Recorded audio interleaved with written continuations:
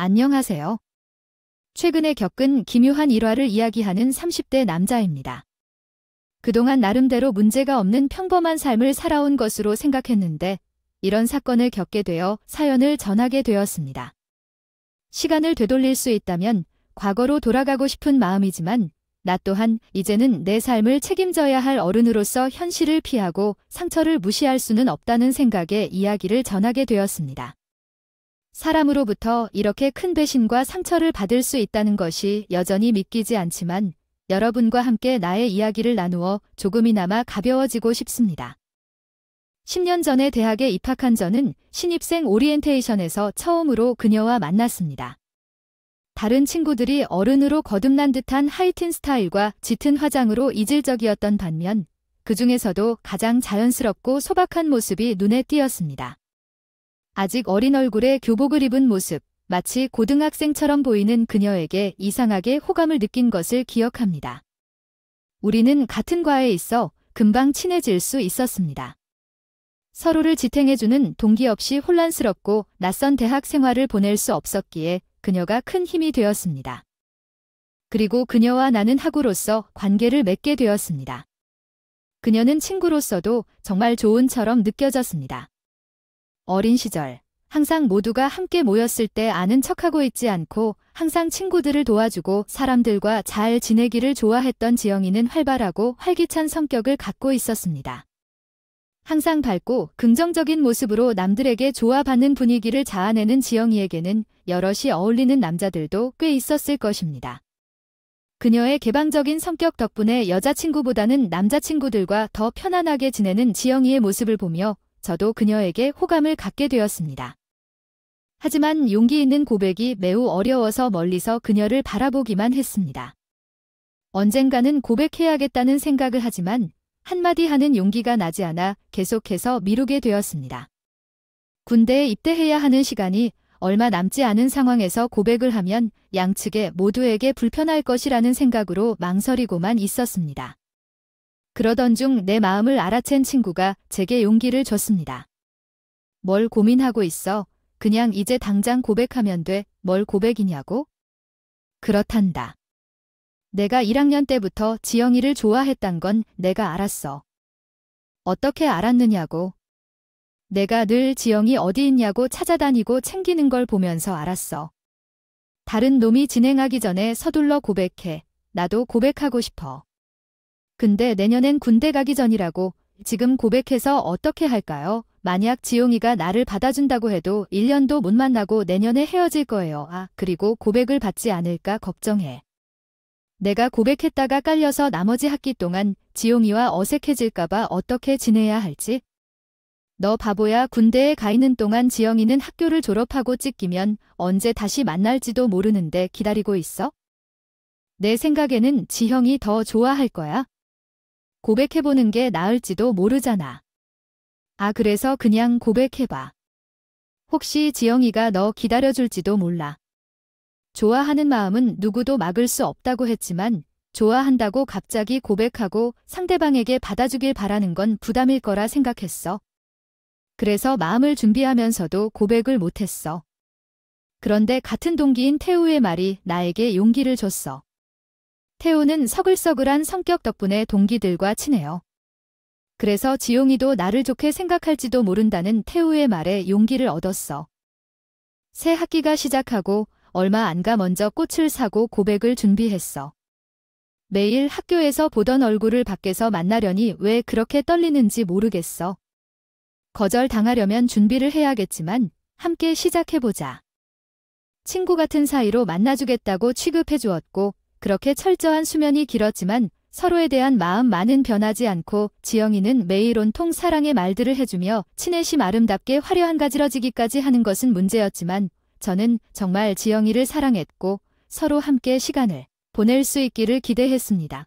그러나 성격도 달랐고 처음에 그렇게 만난 것만큼 우리의 관계도 달랐던 것인지 더 멀어지는 듯 했습니다. 그리고 드디어 지영이는 더 이상 나를 사랑하지 않는다는 것을 말해줬어요. 그 말을 들었을 땐 정말 꺼려서 잘못 들은 것 같았습니다. 지금까지 고 거절 원하던 얘기가 맞나요? 나는 아무것도 없었다 말이에요. 그런데 그 말대로 나를 거절하고 난 뒤로 우연히 그의 SNS 계정을 발견했던 날은 정말 너무 슬펐습니다. 그곳에는 내게 좋아한다고 하는 여자친구의 모습이었습니다. 아무것도 아닌 것으로 다와 내 세상을 뒤집었던 그녀를 위해 난 그것도 실력으로 인정해 주었습니다. 혹시 나와 같은 상황을 겪고 계신 분들은 처음부터 친구들 내성이자 잘못을 인정하고 책임을 지는 마음이 있으면 두 번째, 그땐 마지막 기회가 함께하는 것이 좋을 것 같아 걱정입니다.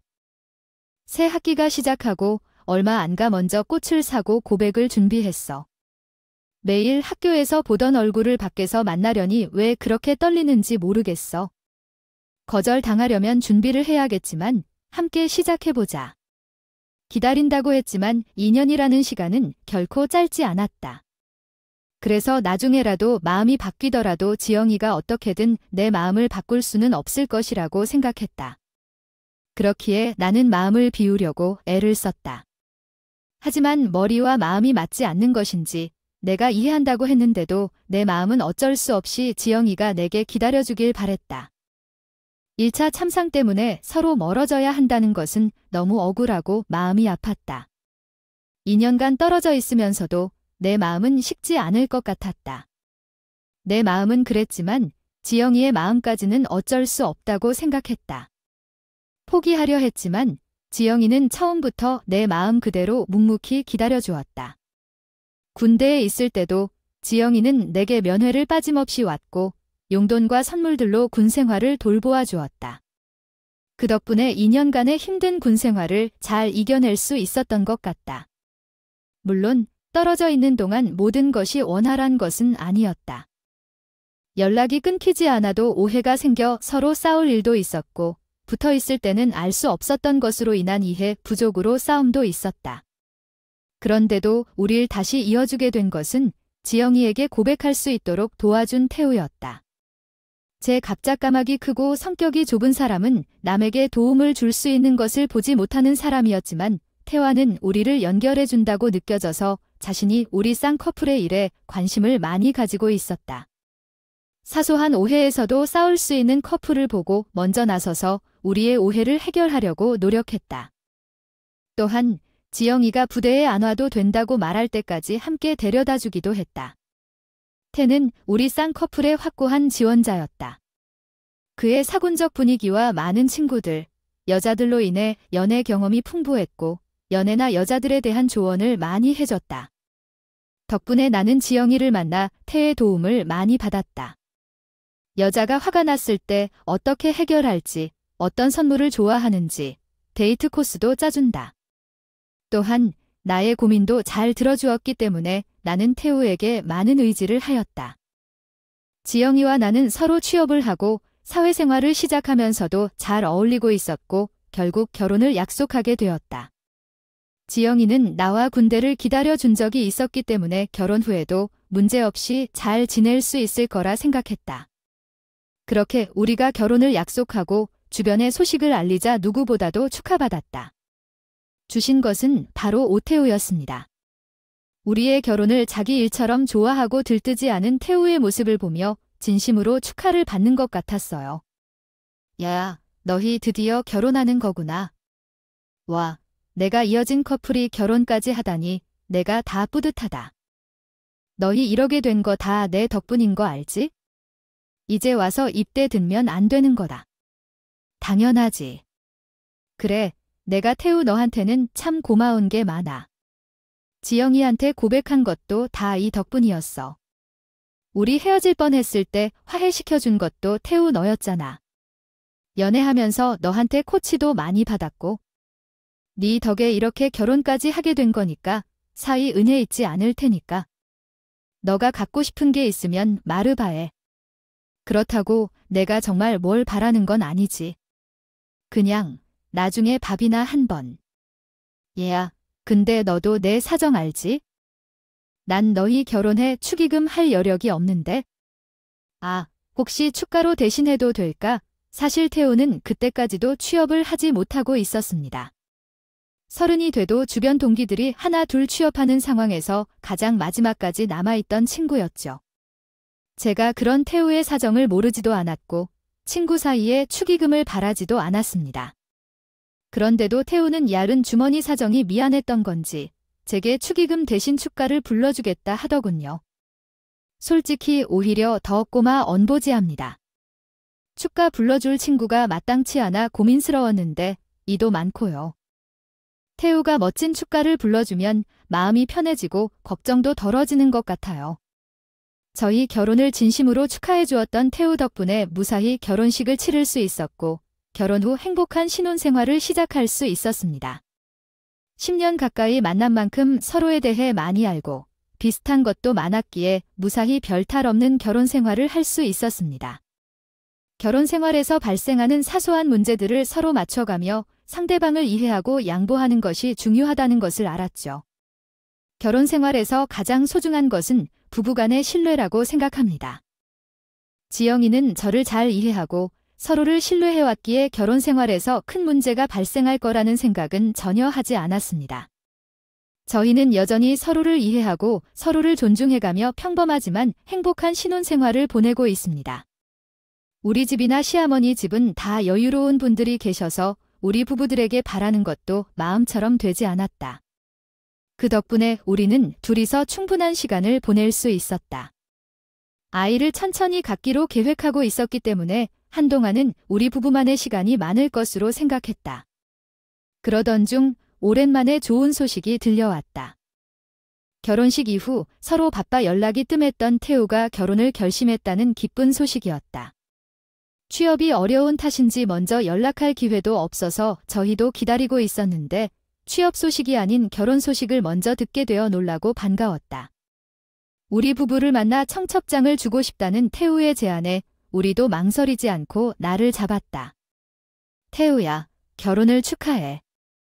너무 갑작스런 결혼이라 놀랐어. 아, 어쩌다 보니 그렇게 됐지? 너 분명히 전에 여자친구 없다고 했잖아. 근데 갑자기 결혼이라니 어디서 신부를 만난 거야? 사실 만난 지 얼마 안 됐어. 반면에 결혼까지 결심했으니까 케이스하게 좋겠다고 봤나 봐. 우리도 신부님 만나고 싶은데 같이 나오면 좋을 텐데. 나도 그러고 싶었는데 그 사람이 워낙 바쁜데. 그래도 너무 걱정하지 마. 우린 너희 집 근처를 찾아보기로 했어. 정말 운이 좋았네. 우리들은 이웃사촌이 될 거야. 하하. 와이프가 되는 내 사람은 어떤 사람인지 정말 궁금해. 만나기 전에 얘기 좀 해줘. 어디서 어떻게 만났어? 태우의 갑작스러운 결혼 소식에 우리도 궁금한 점이 참 많았어. 어디서 어떻게 만났는지, 왜 그렇게 빨리 결혼했는지, 와이프가 되실 분은 뭘 하시는지 지영이가 너무 궁금해했거든. 그냥 친구 소개로 만났어. 원래 취직으로 만나게 됐는데 서로 도움을 많이 주고 받다 보니 결국 결혼을 하게 됐어. 아따, 내 와이프가 나보다 2살 많아. 나를 정말 잘 대해주고 존경하는 좋은 사람이야. 반이밖에 못 만났지만 확신이 들었어. 나머지 가족들도 서두르라고 해서 올해 안에 결혼하게 됐어. 태우 덕분에 직장을 구하게 돼서 보험회사에서 일을 시작했고 그 인연을 통해 만난 와이프와 결혼했어. 취직과 결혼을 한꺼번에 이루게 됐어. 아무나 걱정하기도 했거든. 태우는 행복한 미래를 위해 많은 축복을 받았어. 결혼 후 우리 부부는 신혼집을 얻었고 더 가까워졌어. 반면에 결혼까지 결심했으니까 케이스하게 좋겠다고 봤나 봐. 우리도 신부님 만나고 싶은데 같이 나오면 좋을 텐데. 나도 그러고 싶었는데 그 사람이 워낙 바쁜데. 그래도 너무 걱정하지 마. 부부들 사이 교류가 시작되었습니다. 다오와 부인 혜경 씨는 24세가량 나이가 많았으며 직장에서 인정받는 실력자로 유명했습니다. 부모님의 여유가 있는 친정에서 결혼할 때 많은 도움을 받았다는 얘기도 들었습니다. 태호는 이전에 직업이 없어서 부모님의 도움을 받았다고 생각했지만 태원의 집안이 그리 부유하지 않아서 처음에는 걱정했습니다. 하지만 우리 동네는 학군이 좋고 살기 좋은 곳으로 유명하여 집값이 비싼 편이었습니다. 친구 사이라서 말할 수는 없었지만 혜경 씨를 만나고 나서 궁금증이 해소되었습니다. 혜경 씨는 외모나 애교가 특출난 스타일은 아니지만 말을 시원하게 하는 쿨한 성격으로 좋은 인상을 주었습니다. 여유로운 집안에서 자란 탓인지 태우는 매너가 좋고 진취한 성품을 갖추고 있었습니다. 혜경 씨는 지식과 교양이 풍부한 것으로 보였습니다. 친구로서 그녀를 본받고 싶은 인상이 강했습니다. 결혼을 서두른 이유를 이해할 수 있었습니다. 나의 소중한 친구가 좋은 여인과 결혼하여 기쁘게 생각했습니다. 우리는 서로의 집을 오가며 태우 부부와 즐거운 시간을 보내게 되었습니다. 그 이후에도 주말마다 함께 캠핑을 가거나 골프를 치면서 취미생활까지 공유하면서 나는 한 선생님처럼 하영 씨를 잘 따르며 우리 세 사람의 관계는 더욱 더 깊고 친밀해지고 있었다. 원래 대학 동기들은 사회생활 하다 보면 자연스럽게 멀어지는 경향이 있는데 그런데 우리 중 가장 가깝다고 생각했던 태우와 좋은 인연을 맺은 것처럼 나는 정말 행복하고 감사하다. 그러나 좋았던 우리 사이에 언젠가 알 수 없는 문제가 생겼다. 우리는 처음부터 같은 학교 출신으로 친구 사이였고 우리와 아내가 친한 것은 이상하지 않았지만 가끔 너무 가까워 보이는 그 두 사람 때문에 저는 조금씩 불편해졌다. 이 부부가 자주 만나는 동안 서로의 아내를 챙기는 일이 가끔 있었는데 골프를 치거나 같은 것을 하는데 비록 주로 부부끼리 하는 것에 심심할 때 남자끼리 소통을 하거나 아예 자리를 바꾸기도 했다. 그러다 내가 혜경 씨와 대화를 나누고 태우와 지영이가 대화를 나누는 모습이 있었다. 기본적으로 혜경 씨는 위험성을 조심하면서 거리를 유지했지만 두 사람은 친구 이상으로 보이는 모습이 가끔 있었다. 물론 게임하거나 하는 동안에 벌어진 일들이었으며 모두가 웃고 넘어가는 분위기 속에서 나는 크게 말하지 않았다. 하지만 이러한 상황이 계속해서 발생하게 된다면 제 체급을 초과하여 새로운 내용을 작성해 주실 수 없습니다. 요청하신 내용이 메모리 제한으로 길어서 일부분만 번역해 드렸습니다. 다른 요청이 있으시면 알려주세요. 친구인 태우의 생일이 다음 주였다. 나는 까먹고 있었지만 친구인 오지영이는 생일을 기억하고 미리 준비해주기로 했다. 우리는 매우 가까운 사이였기 때문에 생일을 잊지 않고 챙겨주는 것이 중요하다고 생각했다. 하지만 우리 사이에 기념일을 깜빡하는 사람이 나타나기 시작하면서 조금 당황스러웠다. 그런데 더 문제는 나를 제외한 상황에서 태우와 그의 와이프가 같이 시간을 보낸다는 것이었다. 나는 이 상황을 수용하기 힘들어했고 혼자만 있는 자리에서의 관계보다 더 당황스러웠다. 하는 수 없이 나도 이 이야기를 더 이상 언급하지 않기로 했지만 마음속에는 여전히 남아있었다. 이제는 두 사람이 서로의 거리를 조절하고 이해해주기로 했다. 저희는 주말에 가족 행사가 있어서 혼자 외출을 했었어요. 저녁을 먹고 들어왔는데 예상보다 일찍 집으로 들어와서 아내와 함께 저녁을 먹을까 했어요. 하지만 아내가 이미 저녁을 먹었다고 해서 놀랐어요. 그녀는 식탁 위에 와인까지 놓아두고 있었는데 왜 미리 연락을 안 했을까 후회했죠. 그래서 급하게 와인도 따르고 파스타를 먹었어요. 제가 혼자 와인을 마신 것 같아서 걱정했지만 사실은 동료인 태호와 함께 마셨어요. 그래서 함께 저녁을 먹자고 제안했죠. 다들 저녁을 먹은 후 태호가 밥 한 끼 더 먹자고 제안해서 함께 밥을 먹었는데 이게 다인데 미리 말을 하지 않았기 때문에 조금 어색했어요. 하지만 우리는 오래된 친구이고 함께 밥을 먹는 것이 특별한 일은 아니었어요. 이런 생각을 하는 것이 조금 이상하지 않나요? 저와 태호는 10년 친구이고 이런 일이 벌어진 것도 특별한 이유가 있었던 거예요. 식사를 같이 할 수 없는 상황에서 제가 태호와 함께 밥을 먹은 적이 있습니다. 그런 상황에서는 남녀관계로 오해를 받을 수도 있을 것 같아요. 하지만 나와 태호는 그냥 친구끼리예요. 서로에 대해 숨긴 게 없고 이상한 지위에 있지 않습니다. 물론 결혼했고 가정이 있는 상황에서 둘이 밥을 먹는 건 좀 어색할 수도 있겠죠. 주변 사람들도 그런 행동을 이해하기 어렵게 느낄 것입니다. 어떻게 보면 결혼 후에는 이전의 남녀친구와의 교류를 끊어야 하는 것처럼 느끼기도 하는데 그게 더 이상하게 느껴질 수도 있어요. 하지만 우리는 그냥 친구에 불과하고 이해하기 어려운 이상한 관계에 놓여 있지 않습니다. 누군가는 이 관계를 이해하지 못하고 적대적인 시선을 보일 수 있겠지만 이상한 생각을 멈추고 싶었습니다. 와이프에게 이에 대해 물어보았지만 그저 옛날부터 친한 친구에 불과하다고 언급했어요. 이상한 사이가 아니라면서 화내는 모습을 보여줬습니다. 제가 두 사람 간의 관계를 끊을 수 없는 상황이지만 의심스러운 부분은 없었기 때문에 제가 그만뒀어요. 게다가 괜히 친구와 제 와이프 사이를 오해하고 싶지 않았거든요. 그래도 그 후로는 서로 조심하는 건지 제가 달리 걱정하거나 신경 쓸 만한 일이 없었고 저와 와이프 사이에도 다른 문제가 없었습니다. 그러다 제게 다른 문제가 생기게 되었습니다. 대학에서 알던 친구의 부고 소식을 듣게 되었습니다. 갑작스러운 친구의 사망 소식에 저는 꽤나 큰 충격을 받고 말았습니다. 평소 지병도 없었고 학교 다닐 적에도 조용하니 위험한 일과는 멀어 보였던 친구가 사고로 죽었다는 소식을 쉽게 믿을 수가 없었죠. 너무 이른 친구의 죽음에 경험이 없던 저는 한시라도 빨리 친구에게 달려가고 싶었습니다. 대학 동기였지만 다른 과에 있었던 친구였기에 와이프는 모르는 친구였지만 저와 어울려 놀던 태우와는 꽤 친한 사이였어요. 태우도 그 친구의 부고 소식을 듣고 우리는 잠시 함께 슬픔을 나누었습니다. 태우야, 오늘 바로 갈 거야.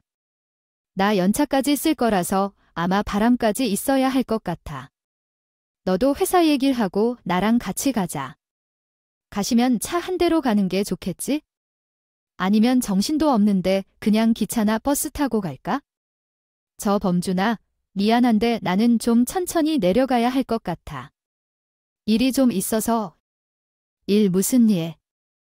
회사 일이면 사정 좀 봐달라고 말해봐.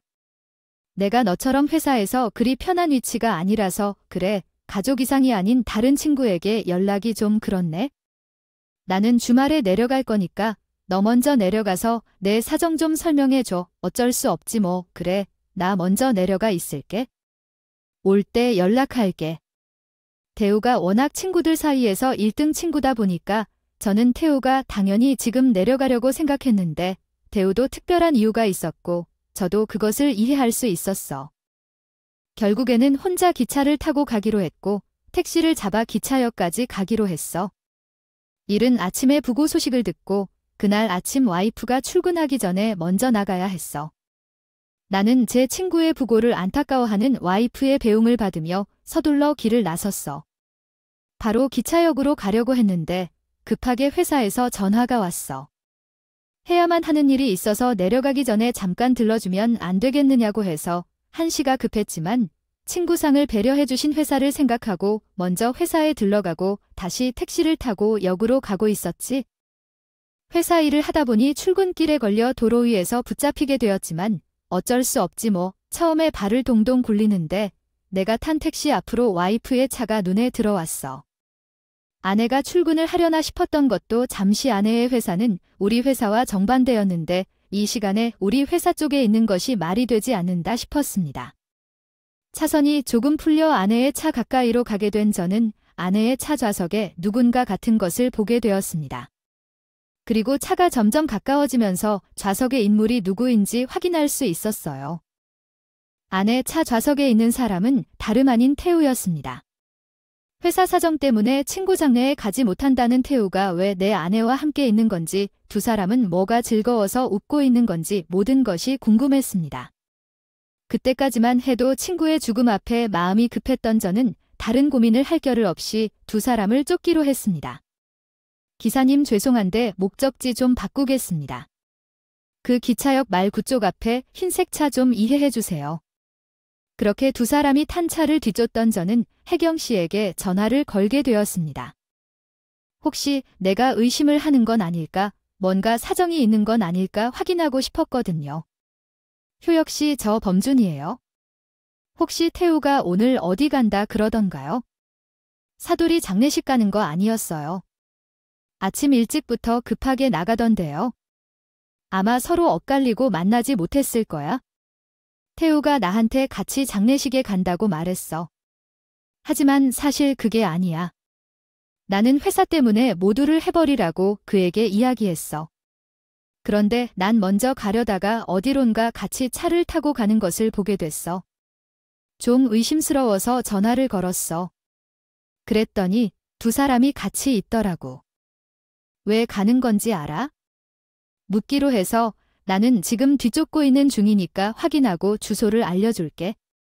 그리고 혜경 씨도 그냥 나와 같이 장례식에 간다며 회사 새 차를 타고 있다는 거야. 내 머리가 멍해지고 계속 뒤를 쫓던 중 두 사람은 한 곳으로 향하며 차가 없어질 때 혹시 들키진 않을까 걱정이 들어 택시를 내리고 걸어가기로 했어. 두 사람이 고요한 펜션 지역을 향하고 있더니 차를 주차시키고 들어오고 있는 걸 발견했어. 너무 서글이지만 그가 그곳을 목적지로 선택한 것이 실화일 거라고 인정할 수밖에 없었어. 그래서 계속 걸어가서 펜션을 찾았고 펜션 마당에 주차된 와이프의 차를 발견했어. 사실이라고 믿기 어려웠지만 그 둘이 그곳으로 가는 게 사실이었다. 주소를 보내준 후 혼자 펜션으로 다가가기로 결정했어. 저희는 그 안으로 들여다보고 있었습니다. 무엇이 그토록 즐거운지 웃으며 보고 있는 두 사람은 제가 알던 두 사람이 아니라 아주 다정해 보이는 연인처럼 보였습니다. 그리고 얼마 후에 그곳에서 보면 안 될 모습을 목격했습니다. 아마 저는 두 사람이 그때까지 결백하다고 믿고 싶었던 것 같습니다. 두 사람이 샤워를 하고 나오는 동안에도 아마 아닐 거라고 믿고 싶었지만 그 믿음은 저의 두 눈으로 직접 목격한 그 순간에 큰 충격을 받았습니다. 펜션 안을 찍으려는 생각에 정신을 가다듬고 찍고 있었지만 매우 괴로웠습니다. 그때 혜경 씨가 펜션으로 도착하고 차를 대놓고 뛰쳐들어갔습니다. 현관 문을 열어 들어가지 못하자 창문을 통해 들어온 혜경 씨는 두 사람을 끌어내고 갑자기 폭력을 행사했습니다. 혜경 씨는 두 사람에게 폭력을 휘둘러주며 물건을 던지고 돌렸습니다. 태우 씨를 막으려던 혜경 씨는 그를 밀어 넘어뜨리고 와이프의 머리카락을 잡고 둥글게 돌렸습니다. 너 나한테 언니 하면서 친하게 지내자 더니 이게 친한 언니한테 할지 시냐 남편도 있는 년이 왜 엄한 남자랑부터 먹어 이 미친 거야 나 쪄요 체벌 다 줘 이것들이 친구 사이라고 당당하게 말하던 이 니들은 친구 사이에 이딴 짓을 하냐 사람 이상한 취급하던 이 미친 것들이 정말 죽고 싶어서 환장했지 혜경 씨가 워낙 잘하는 바람에 저는 손도 댈 수가 없었습니다. 그리고 사실 두 사람에게 받은 배신감이 너무나 커서 그런지 그 광경을 보고도 저는 말 한마디 못하고 꼼짝도 못하고 서 있을 수밖에 없었습니다. 내 친구와 내 아내가 알몸으로 처음 앉는 모습을 본다는 건 정말 지옥 같은 광경이었다고 밖에 할 수가 없겠네요. 와이프는 그 와중에 매달릴 사람이나 밖에 없는 건지 제게 구해달라며 애원했습니다. 자기야 언니 좀 말려봐 나 죽겠어 여보 내가 다 설명할게 제발 나 좀 살려줘 나래 끝까지 호구지급하는 건지 뻔뻔하게 도움을 구하는 와이프를 보며 저는 고개를 돌렸습니다. 그리고 혜경 씨에게 뒤처리를 부탁한 채 저는 예정대로 친구의 장례식을 찾게 되었죠. 안 그래도 참담한 마음에 아내의 외도까지 보게 되다니 저는 당장이라도 정신을 놓아버릴 것만 같았습니다. 태우 씨를 막으려던 혜경 씨는 그를 밀어 넘어뜨리고 와이프의 머리카락을 잡고 둥글게 돌렸습니다.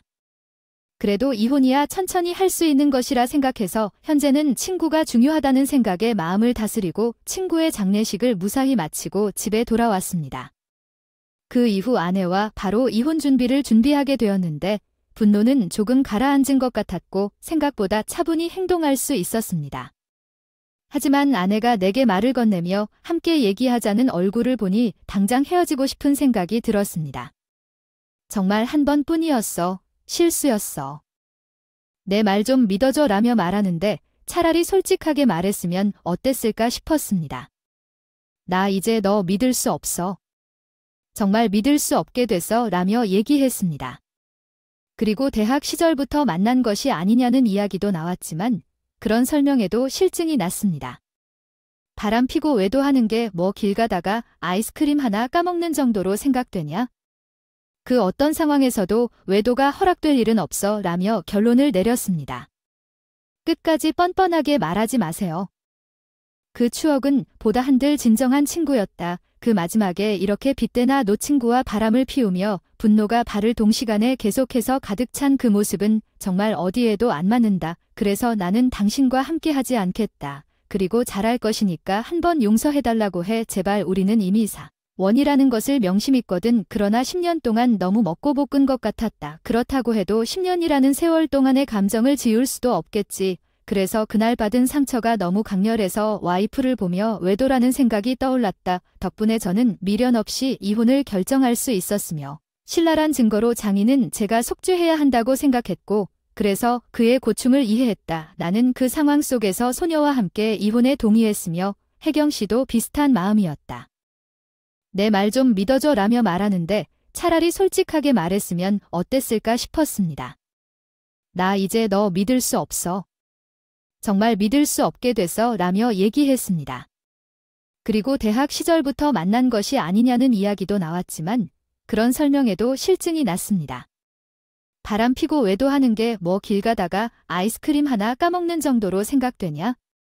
그 어떤 상황에서도 외도가 허락될 일은 없어 라며 결론을 내렸습니다. 끝까지 뻔뻔하게 말하지 마세요. 처가댁에 가서 사랑하는 아내에게 그 사실을 밝혔다 자녀도 나를 두드리지 않았으며 그가 제 얼굴에 채찍 들어치면 어떻게 해야 할지 생각했습니다. 그냥 품에 더듬고 마음속으로 부정하길 바랐다. 서로 우리 속박한 만큼 고통스러워했기 때문에 그 순간으로 살록을 돌았다. 하지만 제가 이혼에 동의하자 사생파 남편은 활발하게 그 오히려 경송했다. 아내에게서 위자료를 받으며 조용히 합의 이혼을 했고 태호에게도 위자료 청구 소송을 제기했습니다. 그러나 잘난 친구의 영향으로 살다가 아무것도 남지 않은 태호는 세게 위자료를 지불할 능력이 없었습니다. 그래서 그 돈을 모으기 위해 친구들에게 돈을 빌리고 다닌다는 소문이 퍼졌습니다. 가장 친한 친구인 대우 씨를 통해 태우가 돈을 빌리는 일을 알게 된 다른 친구들은 속사정을 알아보기 위해 저에게 물었습니다. 저는 가감없이 사실을 전달했고 그 결과로 태우의 평판은 망가지게 되었습니다. 태우의 더러운 행동을 알게 된 다른 친구들도 손절하기 시작했고 보험회사들도 해지하기 시작했습니다. 이에 태우는 백수가 되었습니다. 그 놈이 상처를 받고 잃었다는 소식을 들으면서 마음이 놓이는 듯한 기분이 들었습니다. 전처는 아직도 후회에 사로잡혀 있다고 들었고 종종 연락을 하려 하지만 나는 다시 그 여자를 만나기 싫습니다. 미래에 더 좋은 인연들이 있을 텐데 과거 실수로 다시 그림자에 끌리고 싶지 않습니다. 그래서 이 모든 것을 이야기하고 새로운 시작을 해보려고 합니다. 여러분의 새로운 시작을 응원합니다. 제 이야기는 여기서 마치겠습니다. 감사합니다.